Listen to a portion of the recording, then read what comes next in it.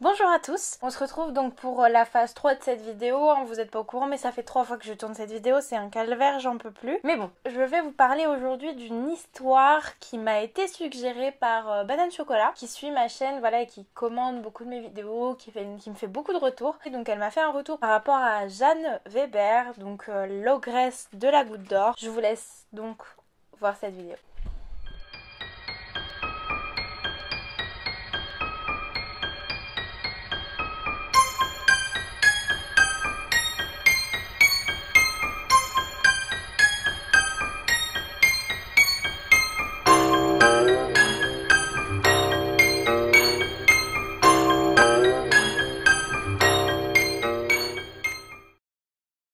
Vous avez vu?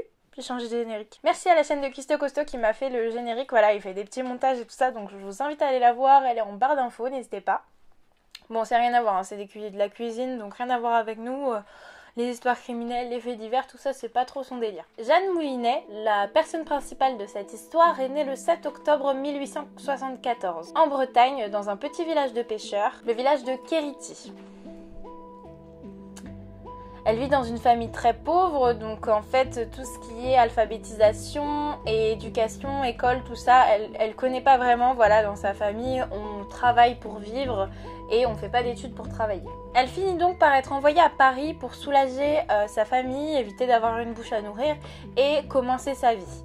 Donc elle part vers les 14, 15, 16 ans, voilà, à Paris, débuter une nouvelle vie pour elle, commencer un nouveau travail, commencer plein de choses. Elle part avec très peu d'argent. Elle débute avec des petits boulots de gardiennage où elle fait du babysitting, voilà, où elle garde des enfants, elle s'occupe de la maison, ce genre de choses. Et donc c'est dans le quartier de la Chapelle, dans le 18e, qu'elle commence sa vie, et c'est ici qu'elle y vivra un bon bout de temps, et c'est là aussi qu'elle rencontre son mari, enfin son futur époux. C'est donc en 1893, à l'âge de 19 ans, qu'elle se marie avec Jean Weber, donc qui sera son mari, et elle prend le nom de Jeanne Weber. Son mari est connu pour son alcoolisme, voilà, c'est juste un fait comme ça que je vous pose là. Les deux s'installent au 38 rue Pujol, à Paris 18e, dans le quartier de la Goutte d'Or.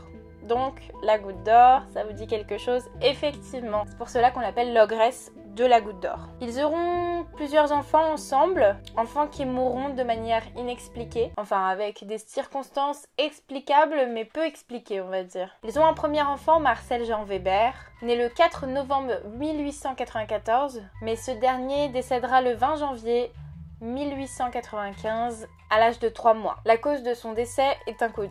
Vous allez voir que les décès d'enfants, c'est un petit peu ce qui entoure Jeanne. Bon, il déménage, il change de domicile, enfin bon, il reste toujours dans le quartier du 18e, et puis ils ont un second enfant, une petite fille, Juliette Weber, née le 3 janvier 1900, et après un an et 3 jours de beaucoup de maladies, donc elle vit un an normalement on va dire, et 3 jours où elle est vraiment très malade, des suites de ça elle décédera. Donc on dirait que c'est une pneumonie aiguë, effectivement.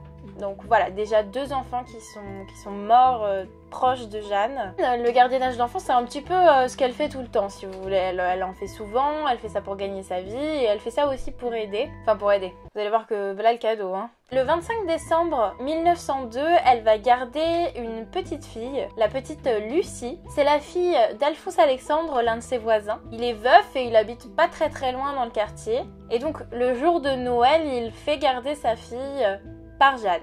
Malheureusement, lorsqu'il rentrera, la petite fille est au plus mal et elle décédera dans la nuit du 25 décembre. Passons ensuite au 2 mars 1905. Jeanne garde les 2 enfants de sa belle-sœur, notamment une petite fille âgée de 18 mois. Et juste après le babysitting, la petite fille est au plus mal, elle est très malade, elle s'étouffe et bizarrement elle a de drôles de traces au niveau de la gorge. Elle décédera donc par la suite et évidemment le médecin légiste ne tiendra pas compte des marques de la petite fille au niveau du cou et il conclura à une mort subite un peu inexpliquée si vous voulez. Là en plus après, Jeanne continue à garder des enfants. Il continue pour la plupart, pas pour tous, mais à décéder de façon inexpliquée ou à avoir des rougeurs au niveau du cou. Il continue à se passer vraiment des choses très étranges lorsqu'elle garde des enfants. Juste après, elle tombe malade et il meurt. Sans vous spoiler, là évidemment vous pouvez vous douter qu'il y a vraiment un problème avec Jeanne et que en fait elle étrangle les enfants. Mais vous allez voir que c'est vraiment des pulsions et que c'est sordide au possible. Le 25 mars 1905, elle garde une petite fille nommée Germaine. Germaine a 7 ans, c'est la fille de son frère. Et juste après son babysitting avec Jeanne, bizarrement, elle est prise d'une grosse crise de suffocation. Elle s'étouffe et puis ça passe. Sauf que le lendemain, son frère fait encore garder Germaine par Jeanne et la petite fille n'y survivra pas. Évidemment, comme vous pouvez vous en douter, la petite fille comporte des traces rouges au niveau du cou. Évidemment, le médecin n'en tiendra pas non plus compte. On dira donc que la petite fille est morte de dyphtérie. C'est une maladie infectieuse qui touche en premier lieu les poumons, donc évidemment ça peut expliquer sa crise de suffocation. Bon, ça peut pas expliquer les marques de strangulation sur son cou, ça c'est pas normal, mais bon, ça peut expliquer le fait qu'elle s'étouffe. Le 5 avril 1905, Jeanne invite ses 2 belles-sœurs à dîner et en fait avant de préparer le repas toutes les 3, elles vont faire les courses sans Jeanne qui propose d'ailleurs de garder les enfants pour du coup les alléger. Tu m'étonnes. Donc l'une d'elles laisse son fils Maurice auprès de Jeanne pour qu'elle le garde, sauf que malheureusement c'est une très mauvaise idée comme vous pouvez vous en douter. Sauf que cette fois-ci, Jeanne se fera prendre la main dans le sac puisque les 2 femmes rentreront plus tôt des courses et surprendront Jeanne avec une expression de folle alliée sur la tête en train d'étrangler le petit Maurice et d'essayer de le tuer. Je crois qu'il y survit, je suis pas sûre, j'ai pas eu toutes les infos par rapport à ça, mais en fait du coup par la suite, la mère portera plainte contre Jeanne et c'est là que sera mis en place un procès pour elle. Le 29 janvier 1906 s'ouvre donc le premier procès de Jeanne. Elle est alors accusée de 8 meurtres, puisqu'il y a eu plusieurs dépôts de plainte, mais que ça n'avait pas abouti, et là pour le coup,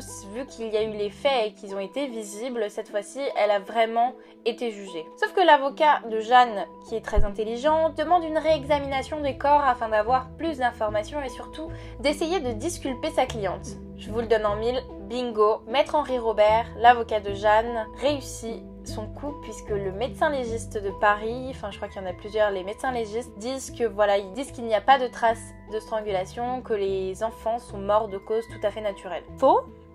Faux. Suite à cette conclusion, si vous voulez, le procès est déjà établi, Jeanne est acquittée.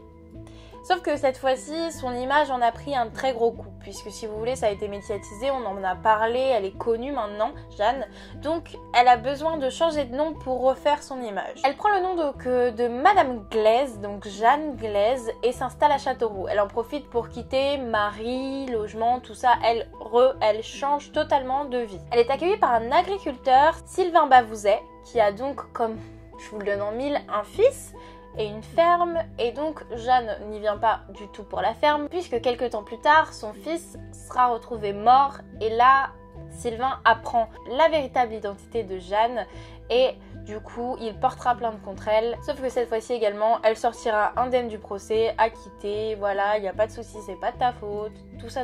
Elle finit par travailler également dans un hôpital pour enfants à Fongombo, et puis après elle rejoint l'Eure où elle est embauchée dans une maison pour enfants, toujours pour les enfants. Voilà, on la laisse travailler pour les enfants, il n'y a aucun problème, no souci. À Keiway, Orgeville, elle se retrouve donc là-bas, elle travaille dans une maison pour enfants. C'est un institut qui est dirigé par ses amis, enfin l'un de ses amis, et en fait ils sont persuadés qu'on accuse une femme totalement innocente, et donc ce qui est plutôt louable, c'est qu'ils essayent de la prendre sous leur aile.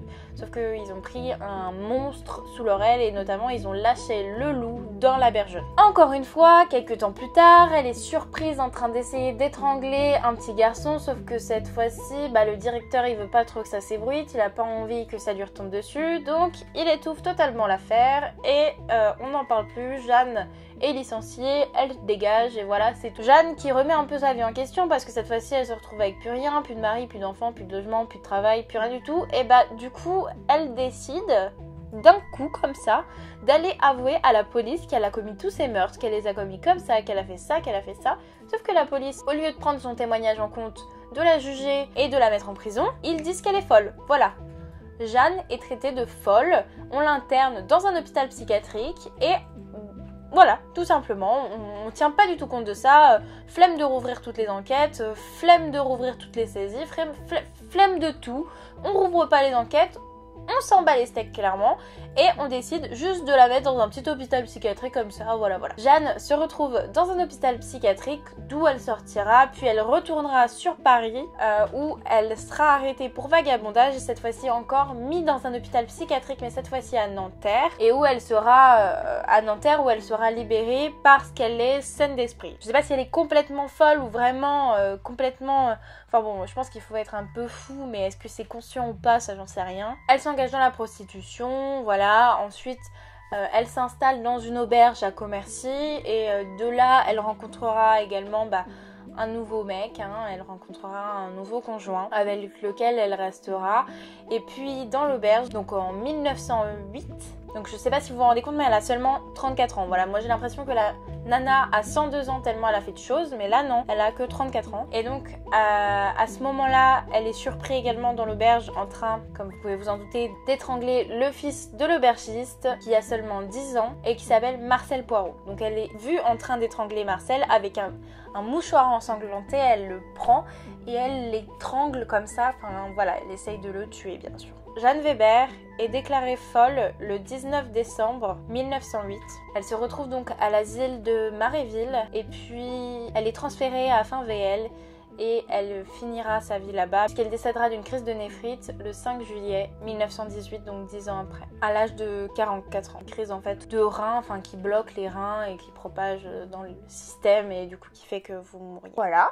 J'espère que cette vidéo vous aura plu. Voilà, je sais pas ce que vous en pensez. Moi, cette vidéo, je l'ai trouvée... Enfin, cette affaire, je l'ai trouvée folle parce qu'il y a tellement eu de moments où on aurait pu se dire qu'on aurait pu stopper tout ça, qu'on aurait pu l'arrêter, qu'elle fasse plus de mal à aucun enfant en fait, qui ne sait pas se défendre. Enfin, je veux dire, les enfants auxquels elle s'en prend, 18 mois, vous vous rendez compte, je sais même pas, il sait même pas parler à cet âge-là en fait. Et à chaque fois, en fait, elle a été agitée, on a dit allez, salut, merci, au revoir quoi. Donc moi, je trouve ça fou.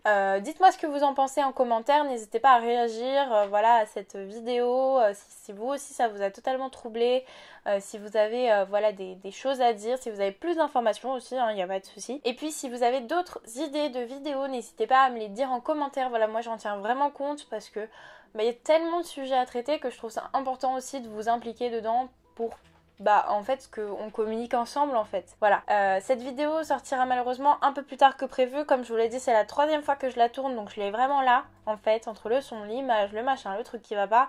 Voilà, ça a été un calvaire. Si vous avez des questions ou si vous souhaitez, vous pouvez aussi me suivre sur les réseaux pour venir me parler, il n'y a pas de problème. Et puis on se retrouve bientôt pour une nouvelle vidéo. Prenez soin de vous, faites attention et bye.